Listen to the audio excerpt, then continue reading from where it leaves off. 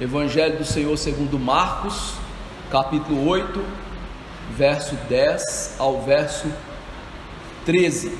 Eu farei a leitura e peço aos irmãos que acompanhem.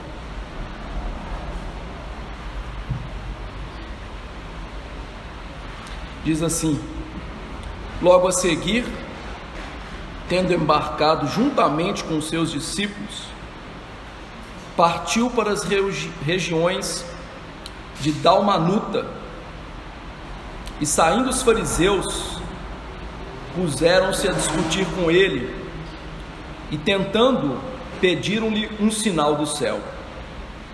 Jesus, porém, arrancou do íntimo do seu espírito um gemido e disse: por que pede essa geração um sinal?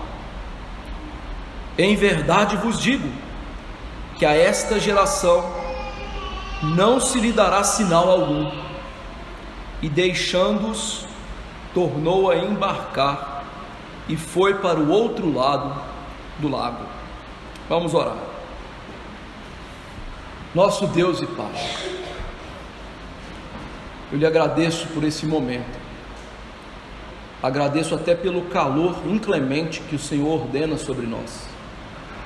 Ainda que não saibamos o porquê o Senhor faz isso, sabemos que é para a tua glória. Que nós não murmuremos em relação a esse calor, mas que nos submetamos à vontade do Senhor. Eu sei que agora ele vai dificultar e muito o nosso aprendizado. Essa temperatura não é propícia para prestarmos atenção, para o nosso cérebro funcionar inclusive, mas a palavra do Senhor não é meramente um conhecimento carnal. A palavra do Senhor é espiritual, e o teu Espírito é maior do que todas as coisas. Por isso, pelo poder do teu Espírito, eu lhe imploro que nesse momento o Senhor venha falar conosco, venha nos ajudar a concentrar nas Escrituras, nos ajudar, ó Deus, a receber a palavra com fé, com amor, guardá-la no coração para então praticá-la. Nos ajude, ó Deus, a sermos também preparados para tomar a santa ceia do Senhor e nos alimentar de Cristo, não só pela pregação, mas também pela pregação visível da ceia do Senhor.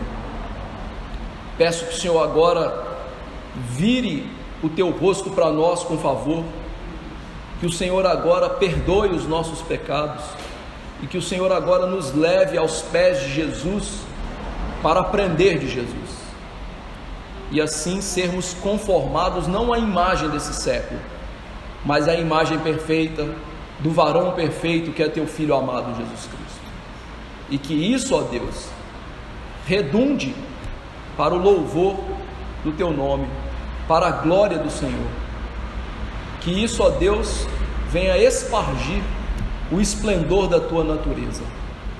É no nome de Jesus que eu lhe imploro estas coisas. Amém. Meus irmãos, nós vimos lá no capítulo 7 de Marcos que houve uma grande controvérsia entre Jesus e os líderes religiosos dos seus dias. A controvérsia girava em torno de onde vem o mal. Para os judeus, líderes religiosos, o mal vinha de fora, ou seja, o homem era contaminado, era sujo diante de Deus por algo que vinha de fora dele. Jesus, pelo contrário, mostrou àqueles homens a concepção correta da palavra de Deus, que o mal já está no nosso coração e ele então aflora-se através das nossas atitudes. Por não entender isso, Jesus chamou os fariseus de hipócritas, ou seja, pessoas que aparentemente eram boas por fora, mas o coraçãozinho delas estava eivado, cheio de pecado. Jesus exemplificou como esta verdade era colocada de frente deles. Eles quebravam os mandamentos de Deus, guardando a tradição dos homens, ou seja, as regras humanas que eles inventaram eram preciosas para eles, enquanto a lei de Deus era escanteada. Eles não queriam saber da lei de Deus. Jesus exemplifica isso por meio do 5º mandamento. O 5º mandamento que exigia eles cuidarem do papai e da mamãe, e que eles renegavam o mandamento por causa de dinheiro. Depois disso, Jesus chama a multidão e ensina essa verdade por meio de uma parábola, dizendo que o que contamina o homem é o que vem de dentro e não aquilo que entra no homem, ou seja, a comida. Os discípulos, sem entender, chamam Jesus à parte na sua casa e perguntam para ele o que significava tudo aquilo. E Jesus ali se depara então com a característica de fé dos discípulos naquele momento, ou seja, incredulidade. A fé deles estava baixa, eles não entendiam as coisas mais elementares dos oráculos de Deus, que o homem é mau. Jesus então, depois de ensinar a verdade para os discípulos, retira-se com eles para mostrar essa verdade na prática. E onde que ele foi parar? No território dos gentios, porque os judeus achavam que os gentios eram maus e contaminavam os judeus. E Jesus então, para exemplificar sua verdade, que não, o mal já está dentro de nós, ele leva os discípulos para o meio dos gentios, onde eles tinham mais medo de estar. E eles então aprendem algumas verdades lá, que Deus salva pela fé os gentios. Jesus cura a filha de uma mulher cirofenícia sem chegar perto dela, à distância, porque aquela mulher demonstrou grande fé, entendendo que as bênçãos espirituais em primeiro lugar eram para os judeus, mas que os gentios depois receberiam essas bênçãos. Em segundo lugar, Jesus cura um surdo e gago, que representava muito bem a situação dos discípulos. Surdos espirituais, não conseguiam ouvir a palavra, e gagos, ou seja, eles não conseguiam falar o que era verdade em relação à fé, tanto que eles deslizam em várias das suas falas em relação a Jesus. Depois disso, Jesus apresenta a verdade da salvação para os gentios de uma maneira massiva, através da multiplicação de pães e peixes. Ou seja, Jesus faz com que o alimento que era escasso no deserto, um lugar de não vida, se tornasse um lugar de alimentação para aquele povo, através de um grande sinal que mostrava a verdade que os discípulos não entendiam, que Jesus é o Salvador, não só dos judeus, mas também dos gentios. Os gentios também seriam salvos por Jesus. A maneira de salvação, ela também pela fé em Jesus Cristo. E Jesus então despede aquela multidão, e agora ele vai ter mais um embate com os escribas, fariseus e saduceus. E esse embate quer ensinar algo para a gente e para os discípulos. Antes da gente ver esse embate, o que esse texto então nos ensina? Jesus se entristece diante da cegueira espiritual e o coração duro do ser humano, ou seja, o coração endurecido para a palavra, a cegueira para as coisas espirituais, é algo que entristece Jesus profundamente, faz Jesus suspirar de dor. Vejamos isso distribuído nesses poucos versos. Verso 10 e 11, nós vamos ver os homens duros de coração. Diz o verso 10: logo a seguir, tendo embarcado juntamente com seus discípulos, partiu para Dalmanuta. Logo a seguir, ou seja, depois que Jesus multiplicou pães e peixes, rapidamente aquela multidão vai embora. Como nós vimos, aquela multidão vai de barriga cheia, feliz para casa, mas infelizmente eles estavam cheios só na barriga. Eles foram vazios de Jesus, porque eles não entenderam que Jesus era Deus, que era Salvador. Eles não conseguiram reconhecer que Jesus era tudo o que eles precisavam.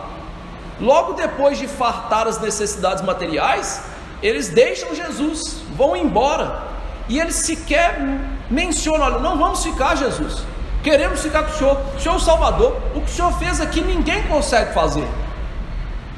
Em contrapartida, Jesus deixa a multidão, mas diz Marcos que ele entra no barco permanecendo com os seus discípulos. E aqui nós temos dois contrastes evidentes em relação, por exemplo, à primeira multiplicação de pães e peixes. A primeira multiplicação de pães e peixes, logo depois que ela aconteceu, Jesus mandou os discípulos entrarem no barco e ele mesmo foi orar. Ele foi para longe dos seus discípulos, ele manda eles sozinhos. Agora Jesus não faz isso. Naquela primeira ocasião, Jesus estava testando a fé dos discípulos, que acabaram de falhar em reconhecer que Jesus podia ser misericordioso e eles deveriam ser misericordiosos. Jesus queria que eles também percebessem, através de grande luta no mar, que eles estavam falhando, que o coração deles era duro. Por isso ele manda eles para o mar sozinhos, e ali eles iriam fracassar. Jesus ia socorrê-los e eles iam entender a dureza do coração deles. Só que agora Jesus não faz isso. Por quê? Os apóstolos vieram de uma série de erros teológicos, de falas equivocadas, truncadas acerca de Jesus. Quando Jesus foi curar a filha daquela mulher cirofenícia, eles mandaram a mulher embora. Quando Jesus foi curar o surdo e gago, eles eram surdos e gagos. Quando Jesus foi multiplicar pães e peixes, eles disseram que era impossível Jesus multiplicar pães e peixes naquele deserto. Então veja, Jesus não quer que eles falhem novamente. Então o que ele faz? Em vez de mandar esses caras sozinhos para o mar, que eles iam se estatelar lá, ele vai com eles. Ele quer passar mais tempo com eles, porque o propósito de Jesus nesse contexto todo é livrar os apóstolos da incredulidade deles. E ele sabe aqui que não é momento de mais testes. Pense bem, quantas pessoas desistem, por exemplo, de tirar carteira depois que eles já fizeram a 7ª prova e não conseguiram? Não é assim? Tem gente que só vai conseguir da 8ª, 9ª, 10ª vez. Eu conheço gente assim. Mas tem muita gente que chega na 5ª, 6ª vez e já desiste, porque isso é da natureza do ser humano. A gente gosta de desistir. Quantas vezes você já desistiu de uma dieta? Quantas vezes você já desistiu de fazer um curso? Quantas vezes você já desistiu de um monte de coisas na sua vida? Então Jesus sabe que agora falhar para eles não é o melhor. Então eles precisam de ouvir, eles precisam de refrigério. Então, em vez de tempestade no mar, vai ter calmaria no mar com Jesus. E veja então que daqui nós depreendemos uma doutrina muito importante para a gente. Jesus sabe o que nós precisamos em cada momento. Nós já vimos que Jesus tem metodologia diferente com a gente, mas Jesus também sabe o que a gente precisa em cada momento na vida da gente. Ele sabe quando nós precisamos da nossa fé ser provada. Jesus sabe quando a gente precisa de refrigério para o corpo e para a alma. Jesus está demonstrando a maior compaixão agora pelos apóstolos. Ele vê a miséria deles e eles precisam de refrigério. E meus irmãos, isso acalenta o nosso coração, porque Jesus, às vezes na tempestade, parece que Ele não vai se importar com a gente, para que nós percebamos a necessidade completa que temos dEle, para que vejamos o quão orgulhosos somos. Mas às vezes na tempestade, Jesus vai acalmá-la, nos tomar nos seus braços fortes e também acalmar o nosso coração. A Bíblia mostra que Jesus sabe dosar bem as provas e os escapes da nossa vida. Deixe-me ler 2 textos aqui na vida de Paulo e você vai entender isso. 1 Coríntios 10:13, Paulo nos ensina essa doutrina dizendo: não vos sobreveio tentação que não fosse humana, mas Deus é fiel e não permitirá que sejais tentados além das vossas forças. Pelo contrário, juntamente com a tentação vos proverá livramento, de sorte que possais a suportar. Ou seja, Paulo entendeu que muitas vezes as nossas provas vão ser tão grandes e Deus vem o quê? Nos dá escape, não permite passarmos por elas. Mas Paulo provou das tentações grandes e ele não recebeu escape. Olha o que ele disse, relatando a fala de Jesus para ele. Então Jesus me disse, ele me disse: a minha graça te basta, porque o poder se aperfeiçoa na fraqueza. De boa vontade, pois, me gloriarei nas fraquezas, para que sobre mim repouse o poder de Cristo. Paulo estava numa grande prova, e em vez de Jesus tirá-lo da prova, Jesus ensinou para ele que tudo que ele precisava não era ficar livre da prova, mas ter graça, favor. E Jesus faz exatamente isso conosco. O segundo contraste que temos aqui em relação a Jesus estar com os apóstolos tem a ver com todo o contexto. Jesus deixou a multidão, Jesus deixou os judeus religiosos anteriormente, e Jesus depois vai deixar os judeus religiosos. Os únicos nesse contexto inteiro de Marcos que não foram deixados foram os apóstolos. Jesus deixa a multidão feliz com peixinho e pão na barriga. Jesus deixa os religiosos rilhando os dentes querendo matá-lo, mas ele fica com os apóstolos, que estão surdos, gagos e cegos espirituais. E nisso, meus irmãos, a gente vê quanto Jesus é maravilhoso, porque Jesus não abandonou os discípulos.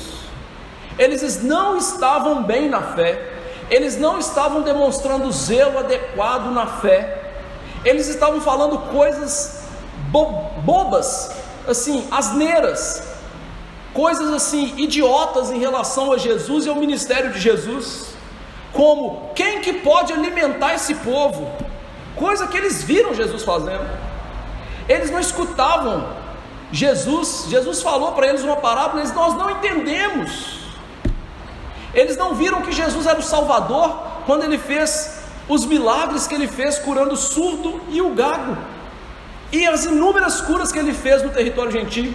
Mas mesmo assim Jesus ficou com os apóstolos. Que bênção, não é?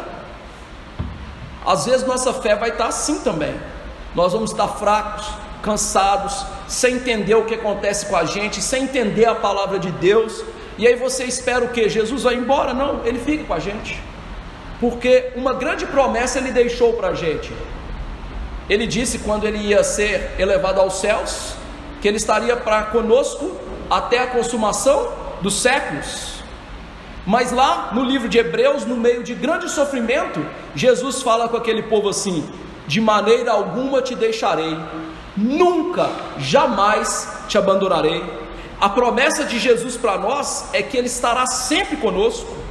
Ele deixou a multidão, ele deixou os líderes cegos, todos eles tinham problemas de enxergar quem era Jesus, e os apóstolos também. Mas Jesus não deixou os apóstolos. Por quê? Porque ele amava os apóstolos, porque eles eram eleitos de Deus, eles eram escolhidos de Deus para a salvação. Então a gente aprende que os verdadeiros discípulos de Jesus, os verdadeiros eleitos de Jesus, aqueles que creem de verdade em Jesus, eles vão tropeçar, eles vão falhar, mas Jesus não vai falhar na vida deles. Jesus vai estar sempre com eles, vai levá-los para o lugar certo, na hora certa, do jeito certo. E veja que Jesus faz isso, levando esse povo para Dalmanuta. Essa região, meus irmãos, é uma região intermediária. Jesus estava num território tipicamente gentílico, e em vez dele num território tipicamente judeu, ele ficou no meio termo, no lugar onde havia judeus e gentios. E qual o motivo dele ter ido para lá?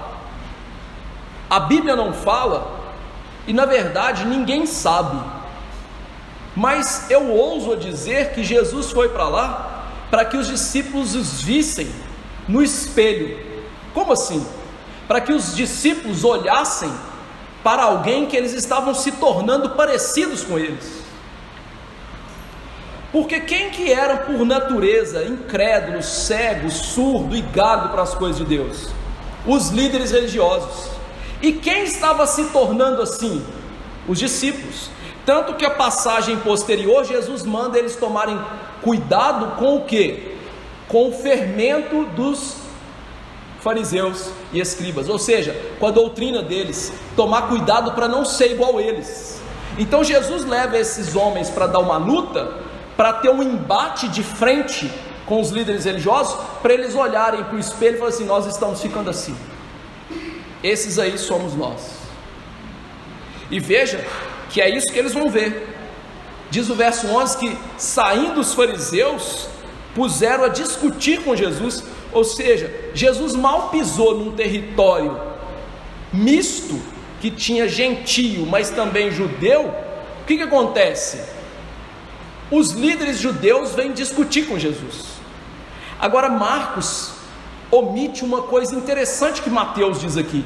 Esse texto aqui, lá em Mateus 16, diz que os saduceus também estavam junto com os fariseus. Isso é um detalhe importante. Por quê? Os fariseus e os saduceus é como se atleticanos e cruzeirenses estivessem juntos para torcer para o mesmo time. É possível isso? De jeito nenhum, né? De maneira nenhuma.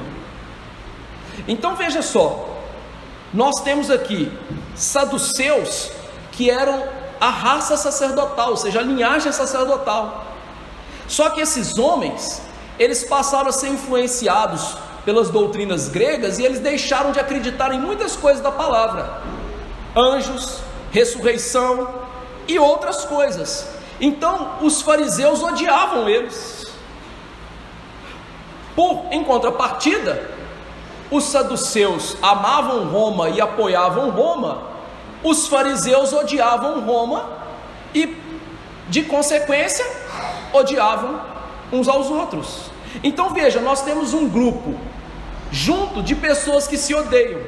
Sabe o que eles estão vivendo aqui? Aquele ditado popular, né, muito comum em filme de máfia, né? O inimigo do meu inimigo é meu amigo. Eles são inimigos, mas Jesus é um inimigo comum. Meus irmãos, Jesus é o inimigo comum deles. Jesus já imaginou isso? Mesmo que eles não crescem em Jesus, Jesus fez mal para alguém nessa vida, e eles eram inimigos de Jesus.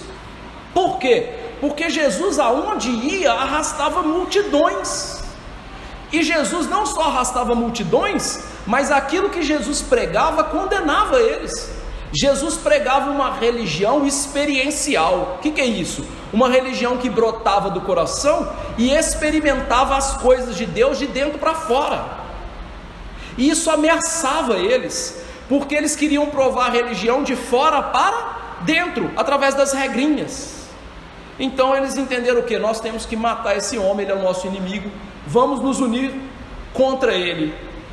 E isso não é novo na Bíblia. O que Jesus estava sofrendo foi aquilo exatamente que os profetas antes de Jesus sofreram. Os profetas, meus irmãos, a maioria deles foi trucidado pelos líderes.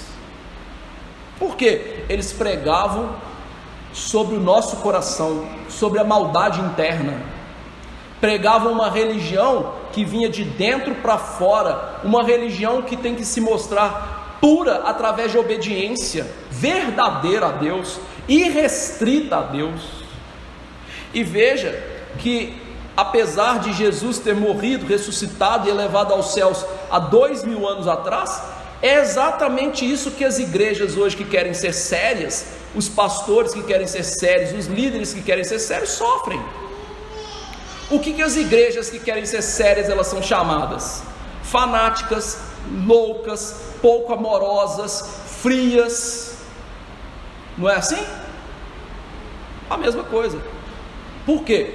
O mesmo Satanás que usou os líderes religiosos dos tempos dos profetas, dos tempos de Jesus, vai usar até líderes religiosos e políticos dos nossos dias para nos atacar, porque a Bíblia diz que aquele que quer viver piedosamente vai ser perseguido. Não é pode ser perseguido, ele vai ser perseguido. É uma afirmação contundente. Eles vão ser caçados, fulminados em cada geração. E veja que a tática também não mudou. Eles vieram discutir e tentar Jesus. A palavra discutir aqui que Marcos usa tem a ver com discussão hostil, inútil, que não leva a lugar nenhum. Não é aquela coisa da gente discutir alguma coisa para chegar num denominador, para aprender, para crescer. Não, é discussão sem proveito. É tentar xingar a pessoa, prejudicar a pessoa, levar a pessoa ao mal. Então o que esses homens querem ao bater boca com Jesus é fazer mal a Jesus. Eles não querem aprender de Jesus, eles não querem se tornar discípulos de Jesus, eles querem desacreditar Jesus, porque o que move eles é um coração duro, malvado. Jesus estava fazendo as maravilhas, pregando e arrastando pessoas como que um imã puxando metal, e aquelas pessoas ficaram com inveja disso, tal como o rei Saul ficou de Davi. Lembra do rei Saul? Quando o rei Saul, e Davi voltaram para a guerra, as mulheres de Israel começaram a cantar, Saul matou os seus milhares e Davi matou os seus 10 milhares. Na hora que Saul ouviu isso, o que ele pensou? Tem que matar essa desgraça desse menino. E é isso mesmo. E é isso que está movendo aqui o coração desses homens ímpios: inveja, ciúmes. E veja, irmãos, que essa inveja, esses ciúmes, esse coração duro nos torna cegos espirituais. Por quê? Essas multidões que estão seguindo a Jesus, eles são discípulos de Jesus de verdade? Não. Eles estão seguindo Jesus porque estão vendo Jesus fazer milagres, estão comendo, estão fartando o bucho, estão sendo curados. Eles não querem ser discípulos de Jesus. E aí, ao invés dos escribas, fariseus, saduceus olhar e falar assim: tá bom, eles só estão seguindo ele, mas eles não são discípulos dele, são nossos discípulos? Não, vão matar esse homem. Ou seja, é ciúmes infundado. Sabe aquele tipo de ciúme de marido e de mulher, Às vezes a mulher vê o marido conversando com a irmã da igreja, já quer matar a irmã, e o marido junto. Tem nada a ver, eles estão conversando. Nossa, você viu como é que foi o sermão? O que o pastor falou? Não sei o quê. Coisa infundada, louca. É esse tipo de coisa aqui. E o que esses mestres fizeram? Discutiram. E os falsos mestres, os falsos crentes, usados por Satanás, sempre vão fazer isso.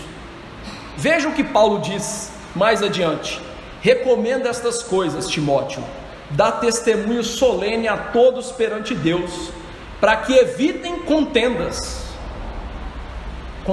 de palavras, que para nada aproveitam, exceto para a subversão dos ouvintes. Evita igualmente os falatórios inúteis e profanos, pois os que deles usam passarão a impiedade ainda maior. Ou seja, Jesus está falando assim, na boca de Paulo, para Timóteo: para de discutir Bíblia dentro da igreja. E esse é um conselho que Judas dá, Pedro dá, Paulo dá: evita de discutir Bíblia dentro da igreja. Porque o propósito das pessoas que discutem Bíblia dentro da igreja não é aprender, mudar de vida, mas é desvirtuar pessoas e afagar o seu ego, o seu pecado. É gerar dificuldade para as pessoas entender. E então, um pregador famoso diz assim: a Bíblia não deve ser discutida, ela deve ser lida, pregada, meditada e crida. Discussão de Bíblia não serve para nada. Mas além de discutir, veja que os saduceus e fariseus vão se mostrar mais diabólicos, mais endurecidos. Diz o texto que eles tentam Jesus. Aonde você já viu no Evangelho que alguém tentou Jesus? Foi Satanás no deserto, não é?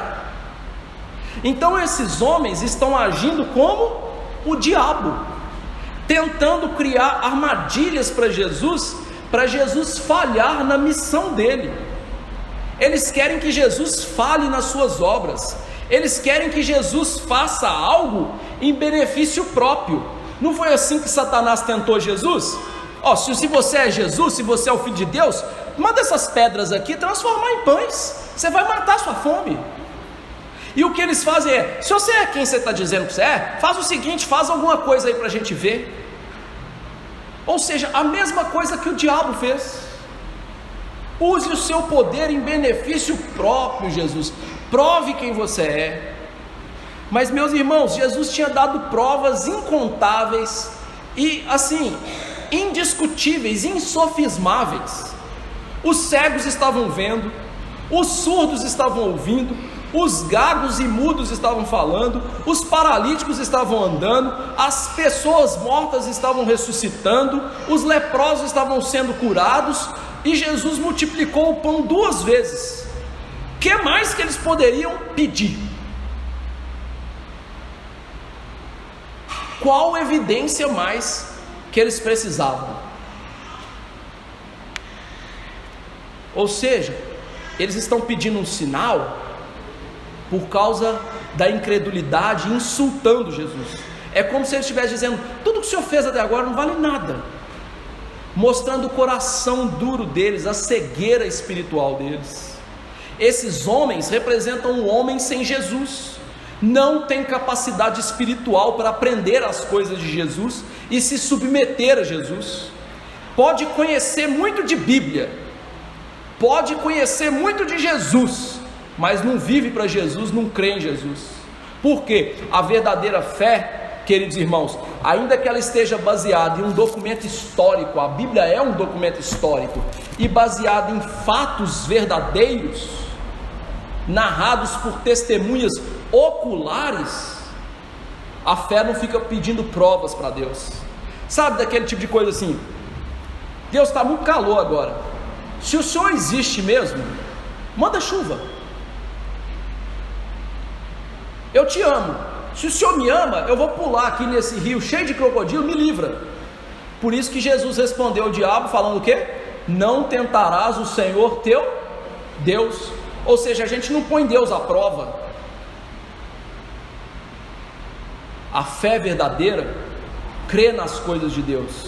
Ora, a fé é a certeza de coisas que se esperam, a convicção de fatos que se não veem. Essa é a fé verdadeira. A fé verdadeira se apoia nos fatos, mas ela não pede provas, ela crê, ainda que ela esteja em dificuldade, como disse o salmista: eu cria, ainda que estivesse sobremodo aflito. A fé verdadeira confia em Jesus, confia em Deus, confia na palavra, confia que Deus ressuscitou Jesus dentre os mortos, confia que Jesus é o Filho de Deus, confia que Jesus está no céu governando todas as coisas. Por isso Jesus repreende Tomé: porque você viu, você creu, Tomé? Bem-aventurados são aqueles que não viram e creram. Tomé queria provas, por isso ele falhou. E aqui, meus irmãos, a lição que fica para a gente é: nós não devemos ser como esses homens. Não deixemos que a doutrina de Cristo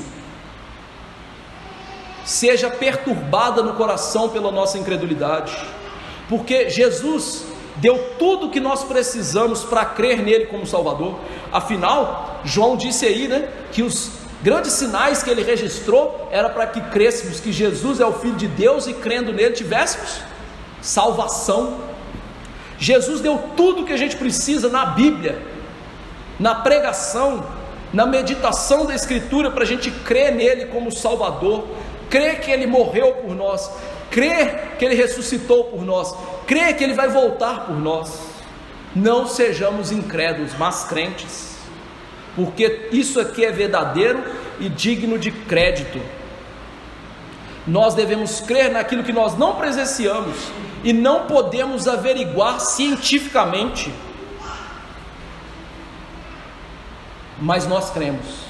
Veja então que os fariseus e saduceus têm muitos discípulos hoje na igreja, não é? Pessoas que estão na igreja sem fé, lotando igrejas procurando provas de Jesus, nunca mudam de vida, tentam a Deus, questionam a Deus, não confiam em Deus. Não sejamos discípulos deles, os modernos fariseus. Verso 12 e 13, Jesus não se alegra com a incredulidade. Diz o verso 12: Jesus, porém, arrancou do íntimo do seu espírito um gemido. Veja que Jesus, quando ele olhou para a incredulidade daqueles homens, Jesus não chamou os apóstolos assim para casa e falou assim: vamos fazer um churrasco, porque vocês não são assim. Jesus não bateu palma e soltou foguete e falou assim: maravilha, eles são incrédulos. Não, Jesus soltou do íntimo dele, do mais profundo da alma racional dele, um suspiro, um gemido. Aonde que aconteceu isso aqui em Marcos? Quando Jesus foi curar o surdo e o gago, lembra disso? Que Jesus soltou um suspiro do profundo da alma. Por quê? Porque os apóstolos eram incrédulos. Então Jesus, ao deparar com a incredulidade pela segunda vez, ele geme de tristeza, Ele vai fazer isso mais adiante no seu ministério, quando ele for ressuscitar Lázaro, lá em João capítulo 11, que quando as irmãs de Lázaro e toda aquela multidão se mostram incrédulos, Jesus suspira do fundo da sua alma também. Por quê? A incredulidade, meus irmãos, é algo terrível diante de Deus. A Bíblia mostra lá em Hebreus 11:6 que Deus é galardoador daqueles que buscam a Ele, daqueles que creem nele, daqueles que confiam nele. Ou seja, Deus gosta da fé, Deus quer recompensar a fé, mas Deus fica muito triste, muito sentido com a incredulidade das pessoas.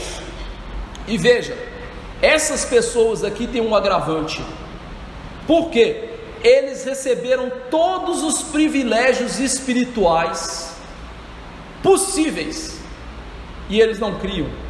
Os saduceus eram, meus irmãos, os religiosos de carteirinha, porque eles eram os sacerdotes, aqueles que tinham que ensinar a Bíblia para o povo. Então eles tinham a Bíblia, o que era raro naquele dia, não era todo mundo que tinha a Bíblia não, viu? Eles tinham a Bíblia, podiam ler a Bíblia, ensinar a Bíblia, e eles não faziam isso. Os escribas e fariseus eram aquelas pessoas mais ferrenhas em relação à religião, também tinham a Bíblia, copiavam a Bíblia, e ambos os grupos, quando viram Jesus fazendo todas aquelas coisas, eles não acreditaram em Jesus. Ou seja, eles conheciam tudo de Deus, tudo da palavra de Deus, mas eles não conheciam Deus de verdade. Eles não tinham conhecimento experimental de Deus, eles não experimentavam Deus, eles não confiavam em Deus, eles tinham conhecimento técnico da Bíblia. A religião deles não brotava do coração, era religiosidade externa. Sabe daquelas pessoas que chegam, faz sinal da cruz para entrar na igreja e não sabe nada de Jesus? Isso é o que? Religiosidade externa, bobagem. O que essas pessoas conhecem de Jesus? Nada. Nada. E Jesus então olha para esse povo e fica triste, porque Deus deu tudo para eles receberem o Messias, e Deus deu as provas para eles, fazendo sinais na frente deles por meio de Jesus Cristo. E ao invés de ir lá no Antigo Testamento e falar assim, Jesus está cumprindo essa profecia, Jesus está cumprindo aquela profecia, eles não faziam, eles rejeitavam Jesus, e eles pediam mais sinais, tudo que era necessário, mas por causa de um coração duro, eles não aceitavam a verdade. Deixa eu exemplificar para você o que eu estou falando. Imagine que hoje eu chegasse para você e falasse assim, meus irmãos, daqui 5 anos, no dia tal de domingo, do mês tal, a tal hora, um avião vai cair aqui na rua, em cima de mim, e vai me matar, certo? Daqui muitos anos, e eu ainda dei todos os detalhes da minha morte, não é? E daqui o tempo estipulado isso acontecesse, você ia olhar e falar o quê? Não é que o que ele falou era verdade? Não é isso que você tem que fazer? Então como é que eles tinham profecias de milhares de anos, falando que Jesus viria, libertaria os surdos, os gagos, os cegos, os mudos, os paralíticos, os leprosos, ressuscitaria pessoas, daria pão dos céus, ensinaria para eles a palavra de Deus, e eles não acreditavam? Qual é o problema? Coração duro. Coração deles não queria a palavra de Deus. E aí eles então fazem o que diante de Jesus? Nos dá mais um sinal. Isso ofende a Deus, isso desagrada a Deus, isso revolta a Deus. Por isso Jesus olha para eles e fala: por que pede essa geração um sinal? É interessante que Marcos aqui suprime alguma coisa também. Nos relatos em que Jesus sempre desloca-se para combater os fariseus, escribas e saduceus, ele chama essas pessoas de geração má e adúltera. Marcos não registrou isso, Mas por que Jesus chama essa geração, apesar de Marcos não ter registrado aqui, de geração má e adúltera? Jesus está fazendo alusão ao livro de Ezequiel. Ezequiel dá uma descrição simbólica do povo de Deus através de duas mulheres que eram prostitutas, Oholibá e Oholá, duas mulheres inventadas por Deus, que eram descrições simbólicas do povo de Deus, que eram prostitutas. Então Deus chamou aquele povo de mau e adúltero. E quando Jesus olha para aquela geração, tal como a geração de Ezequiel, que não creu em Deus lá no período do exílio, ele olha para aquela geração e fala o quê? É uma geração má e adúltera. O que é essa geração má e adúltera? Geração má que eles eram entregues aos seus pecados. Ao invés de restringir o pecado na vida deles, eles queriam viver no pecado. Só que não queriam só viver em pecado, eles queriam parecer piedosos diante das pessoas. Geração má. E uma geração adúltera. O adultério aqui não tem nada a ver com adultério no sentido físico. Muitos deles não adulteravam no sentido físico. O adultério aqui é o adultério espiritual, que é representado na Bíblia num livro inteiro, o livro de Oséias. O adultério espiritual é deixar Deus por causa da incredulidade e se apegar aos ídolos do nosso coração. Veja, os escribas e fariseus, ao invés de crer na Bíblia, eles criam nas doutrinas dos homens e não na palavra de Deus. Os saduceus criam nas doutrinas gregas e não na palavra de Deus. E eles então se entregavam a uma religiosidade falsa e idólatra, praticantes de males. Por isso eles eram maus e adúlteros. E diante disso, então, o que eles fazem? Nos dá um sinal. E Jesus diz: eu não vou fazer isso para vocês. Por quê que Jesus não quer dar um sinal para eles? Além de Jesus, ao fazer isso, seria cair na tentação, Jesus não dá um sinal para eles, porque o coração deles não precisa de sinal, o coração deles precisa de milagre. Como assim, pastor? Jesus contou uma parábola em Lucas sobre o rico e o Lázaro. Essa parábola indicava o quê? Existe um homem rico que ele vivia regalando dos seus pecados, vivendo para ele mesmo, e um mendigo, Lázaro, que servia a Deus. Os dois morreram. Só que o rico foi parar aonde? No inferno. E Lázaro? No seio de Abraão, ou seja, no seio de Deus, no céu.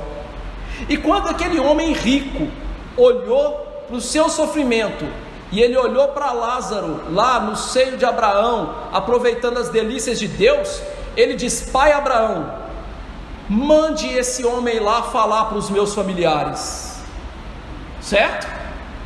E aí o pai Abraão, que representa Deus na história, disse o seguinte: eles têm Moisés e os profetas, ou seja, eles têm tudo o que eles precisam para crer em Jesus Cristo.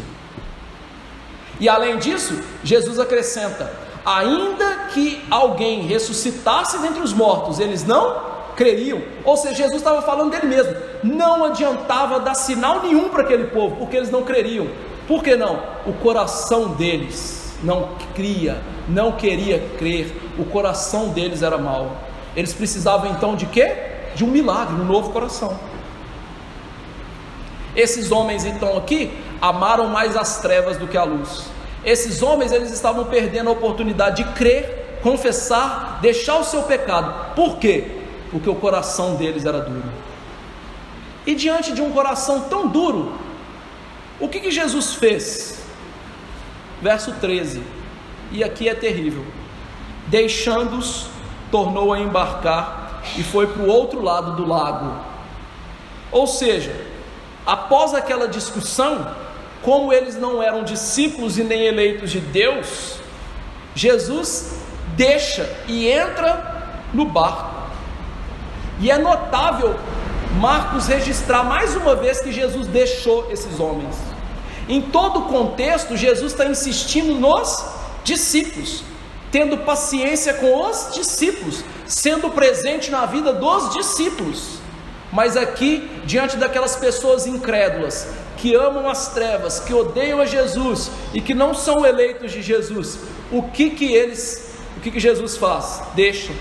Um comentarista bíblico diz assim: Jesus deixou esses homens, os entregou à sua incredulidade e maldade, porque eles não queriam Jesus, eles odiavam Jesus, eles não queriam Jesus como Salvador, eles rejeitavam todas as evidências possíveis que Jesus era o Deus Salvador. Então o que Jesus fez? Os deixou nos seus pecados. Isso é algo horrível de se ver. Tem gente que pensa assim: Deus podia me deixar quietinho, né? Deus podia me deixar em paz e fazer o que eu quero. Tem gente que não pensa assim? Só que aquilo que parece bom, na verdade é horrível. Quando Deus nos entrega a nós mesmos, é algo horrendo, meus irmãos. Devemos entender que Deus contém o mal na vida dos homens, mas há momentos que eles se tornam tão incrédulos e empedernidos, que Deus, ao invés de conter o mal, Deus os entrega ao mal.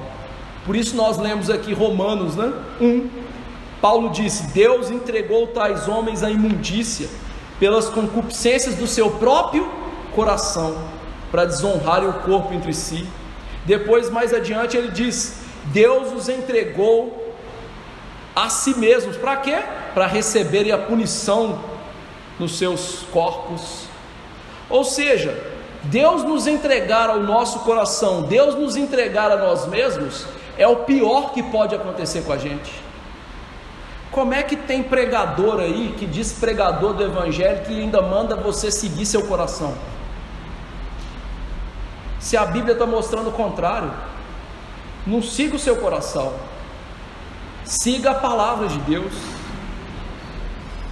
Meus irmãos, e Deus não só entrega as pessoas a si mesmos, mas entrega para serem punidos em si mesmos pelos seus pecados. E sabe o que é isso aqui? Isso é o prenúncio do inferno. Por quê? A gente pensa no inferno, né? Só choro, ranger de dente, fogo, não é isso que a gente pensa? Verme que não morre, não é assim que a gente pensa do inferno? É, e está certo pensar assim, só que o inferno não é só isso. O inferno é quando Deus tira toda a bondade do ser humano, é quando Ele para de restringir o ser humano. Então, o inferno não vai ser só fogo, choro, ranger de dente e verme que não morre, vai ser ser humano fazendo maldade contra ser humano o tempo inteiro. Punição dos pecados em si mesmos. Isso é quando Deus nos entrega então aos nossos pecados. E não é à toa que Jesus agora deixa essas pessoas. E o que acontece daqui para frente com essas pessoas aqui? Eles se tornam cada vez mais insolentes, inconsequentes e loucos, ao ponto de eles crucificarem o Rei da Glória, o Salvador Jesus. E eles queriam uma prova, e Jesus disse que não daria nenhuma. Mas no texto de Mateus, Jesus fala algo que Marcos não registrou. Porque Marcos escreve para os gentios, Mateus escreve para os judeus. Então Marcos suprime uma coisa que Jesus falou. O que Jesus falou? A essa geração má e adúltera será dado o sinal de Jonas. Marcos não falou isso para os gentios, porque quem que é Jonas? Faz sentido nenhum para eles, né? Quem que é Jonas? Quem que é sujeito? Ele é um artesão aqui perto daqui de casa aqui? Ele é o cara que vende pão? Então Marcos suprime isso. Mas Mateus registra uma coisa importante. Por quê? Um sinal seria dado, o sinal de Jonas. O que é esse tal de sinal de Jonas? Para você saber o que é o sinal de Jonas, você tem que saber que Jonas era um profeta lá do Antigo Testamento, que Deus mandou pregar não para o povo de Israel, mas mandou pregar para os gentios. Onde que Jesus estava pregando aqui agora? Para os gentios, percebeu? Quem que Jesus estava salvando? os gentios. Então, Jonas representa esse cenário de salvação aos gentios. Mas o que acontece com Jonas que aponta para Jesus? Jonas, meus irmãos, foi comido por um grande peixe e ficou vivo 3 dias lá dentro. Um grande milagre. E foi vomitado numa praia. Aquilo que aconteceu com ele tinha uma simbologia espiritual daquilo que aconteceria com Cristo, com leves mudanças. Por quê? Jonas foi tragado por um peixe por causa da sua desobediência. Jesus foi morto porque obedeceu a Deus. Jonas não morreu literalmente, Jesus morreu literalmente. Jonas foi tragado pelos seus pecados, Jesus foi tragado pelos pecados meu e seu. Jonas ficou 3 dias no ventre de um peixe, Jesus morto na terra. Jonas foi cuspido numa praia, Jesus ressuscitou num jardim. Jonas foi pregar para os gentios e voltou a desobedecer. E Jesus foi para o céu, fazer o que? Salvar judeus e gentios. Esse é o sinal de Jonas, Jesus morto e ressuscitado, o maior dos sinais, que foi comprovado por testemunhas oculares, apóstolos, e mais de 500 pessoas de uma vez viram Jesus ressuscitado, e que fariseus, escribas e saduceus não creram, pelo contrário, eles fizeram algo que os teólogos chamam de a grande comissão do diabo. Você sabe qual que é a grande comissão do diabo? Eles pagaram os guardas que estavam ali, cobrindo o templo não, o sepulcro de Jesus, ali, guardando, para eles falarem que Jesus foi roubado pelos apóstolos. A grande comissão deles, mesmo depois de Jesus ressuscitar, eles continuam incrédulos nos seus pecados. Só que veja só, o sinal que condenou eles é o sinal que nos salva. Por quê? Porque Deus faz um milagre no coração e nos dá a graça de crer. Ele não nos deixa nos nossos pecados, nos livra deles. Para ser um verdadeiro crente, tem que crer no sinal de Jonas. Mas para crer no sinal de Jonas, Deus tem que dar uma nova natureza, uma fé genuína, uma fé que, ao ler essas coisas, mesmo não podendo comprová-las, olha e fala assim: eu creio, é a verdade. Se você não crê ainda, amigo, peça para Deus te dar um coração para que você creia. Não seja escriba e fariseu, porque eles foram para o inferno. Creia em Jesus, confie só nele para o perdão dos seus pecados, e você vai ser salvo. Como viver esse texto? Eu não sei se você já reparou, mas nós vivemos no meio de uma geração má e adúltera, não é mesmo? Os homens e mulheres hoje ao nosso redor são entregues aos pecados, são incrédulos, questionadores de Deus, desobedientes. Não são assim? O pior é que esse tipo de coisa está acontecendo aos borbotões dentro da igreja. E o que fez a diferença e faz a diferença na nossa vida? Nós somos melhores? Não mesmo. A única coisa que faz diferença na nossa vida é algo chamado graça. Meu irmão, sabe qual que é a diferença minha para uma prostituta usuária de drogas? Um negócio chamado graça de Jesus. Eu sou tão mal quanto aquela mulher, e você também. A diferença na nossa vida é a graça de Jesus. Graça que tirou esse coração duro de fariseu e de escriba que a gente tinha e deu um coração de carne para receber Jesus como Salvador, para escolher Jesus como nosso Salvador depois que Ele nos escolheu para sermos salvos. Então, quando você olhar lá para fora e vir pessoas incrédulas, presas nos seus pecados, não se ache bom. ache que Deus é bom e fale de Jesus para elas. Veja essas pessoas como pecadoras que têm uma única solução na sua vida: Jesus. Só Jesus. Segunda aplicação: Jesus sofreu duramente na sua alma com a incredulidade dos escribas, fariseus e saduceus.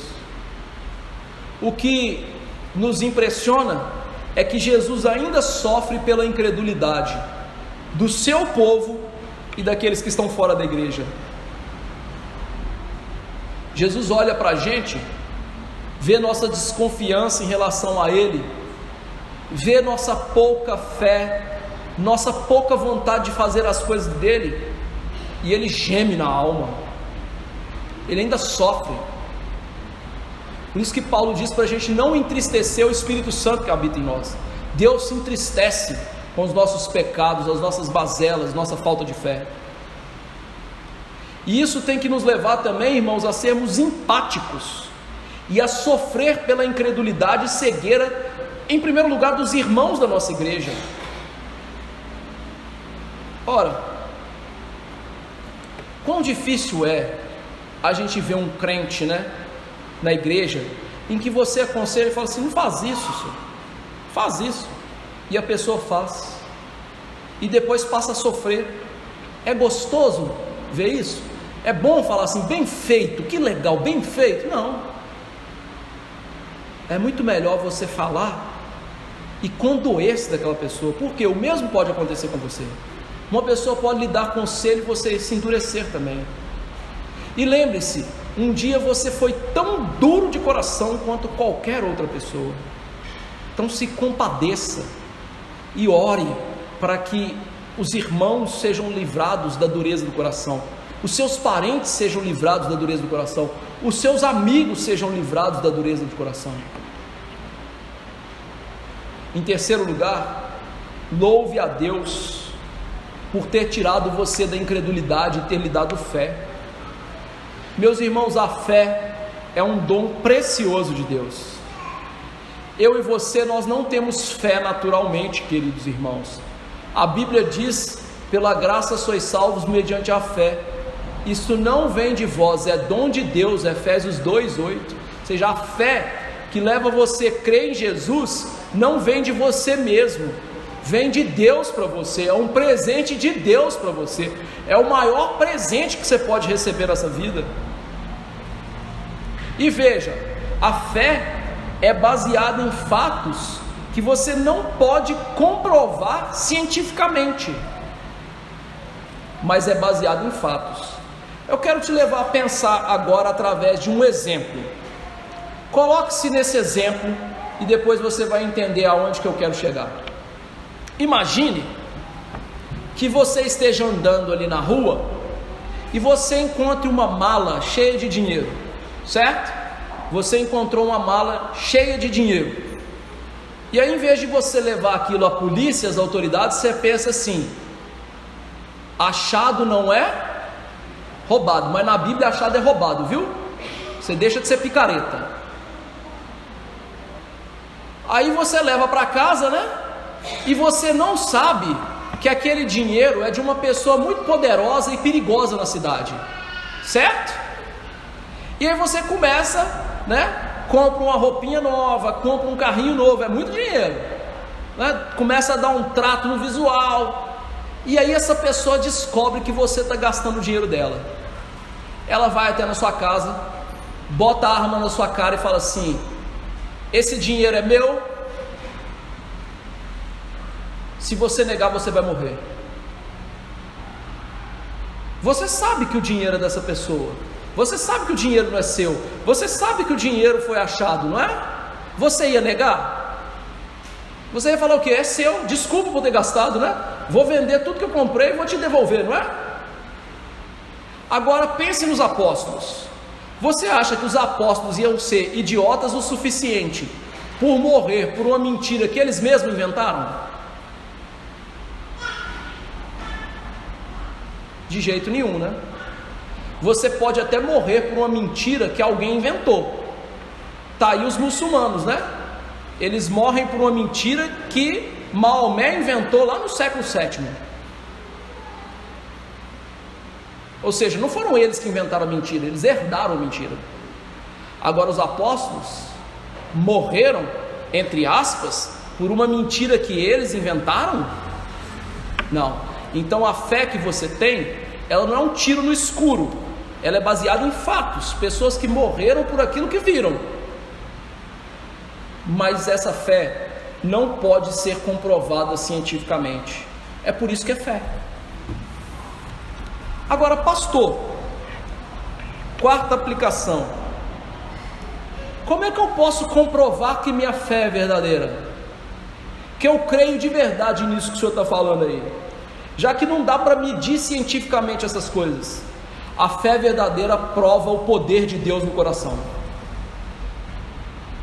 Deus muda corações. A verdadeira prova que a fé é genuína, verdadeira, é mudança de coração. É quando a gente passa a pensar biblicamente. É quando as nossas emoções passam a ser bíblicas. É quando a gente pensa o quê? Essas coisas temporárias dessa vida não valem a pena diante do que é eterno, mesmo que eu não veja o que é eterno. E você passa a viver sacrificialmente para Jesus, para o seu irmão, matando o seu ego, matando o seu orgulho. Essa é a prova que sua fé é verdadeira. Por isso Tiago diz: eu mostrarei a minha fé com obras, obediência. Essa é a verdadeira prova. Jesus não está fazendo aqueles sinais mais. Jesus não vai fazer aqueles sinais mais. Pelo contrário, a Bíblia fala que Satanás vai fazer esses sinais, lá em Tessalonicenses, para enganar aqueles que se acham crentes e não são. Mas o verdadeiro sinal que Jesus faz hoje é mudar coração. Sabe por quê? Mudar comportamento é fácil. Mudar comportamento é fácil. Vou usar o Edercelso aqui, viu? Me permita o Edercelso de exemplo. Imagine que o Edercelso seja um menino desobediente, não faz a cama dele, não faz o para-casa dele, não ajuda os pais em casa e tudo mais, certo? Mas ele foi lá no exército, né? E foi pego pelo exército, tem que servir o exército, antigo tiro de guerra, né? Se ele for do mesmo jeito lá no exército, o que vai acontecer com ele? Meu amigo, o sargento vai sentar a mão na orelha dele todo dia. Para ele não apanhar todo dia, o que ele vai fazer? Ele vai comer na hora certa, ele vai lustrar a bota dele, ele vai cuidar do fuzil dele, ele vai cuidar da farda dele, e vai esticar a cama dele, que não vai ser uma dobrinha, não é? Mudou o coração dele? Não, mudou comportamento. Jesus muda a gente de dentro para fora. Esse é o Jesus da Bíblia. Essa é a verdadeira fé. Quinta aplicação: agradeça a Deus porque Ele não te deixou entregue ao seu coração e aos seus pecados. E peça a Deus todos os dias para que você arrependa daqueles pecados que você não está conseguindo deixar. Rasga seu coração diante de Deus. Assim, Deus, mais uma vez eu cometi o pecado da gula. Muda isso em mim, eu preciso mudar. Eu preciso. Peça a Deus, meu irmão, para que você não fique sendo escravo do pecado. Peça a Ele para tirar as durezas do seu coração, porque não há nada tão terrível quanto a dureza do coração e a escravidão do pecado. Acredite, é algo tenebroso. Peça a Deus: Senhor, não me deixe ser assim. Eu sou tão mau que eu posso ser assim, mas não deixe que eu seja assim. Eu não mereço, mas é o que eu te imploro. E última aplicação, e graças a Deus por ela: Jesus nunca deixa os seus discípulos. Meus irmãos, às vezes nós vamos estar tão endurecidos, tão fracos, que a gente vai querer desistir da gente mesmo. Mas Jesus não vai deixar a gente. Ele pode até esconder o favor dele, a luz do rosto dele por um tempo, para a gente ser disciplinado pelos nossos pecados, para a gente aprender que a gente é egoísta, que a gente é orgulhoso, que a gente não é tão fiel quanto a gente deveria ser. Mas Jesus não vai deixar a gente. A promessa, nunca, jamais vou deixar vocês, é uma bênção, e pode levar a gente a viver em fidelidade e em contentamento. Que promessa consoladora! Essa promessa, meus irmãos, ela tem que ser usada por nós para mitigar, para abafar, para diminuir o nosso sofrimento. Quando você estiver passando necessidade, lembre-se, Jesus é comigo.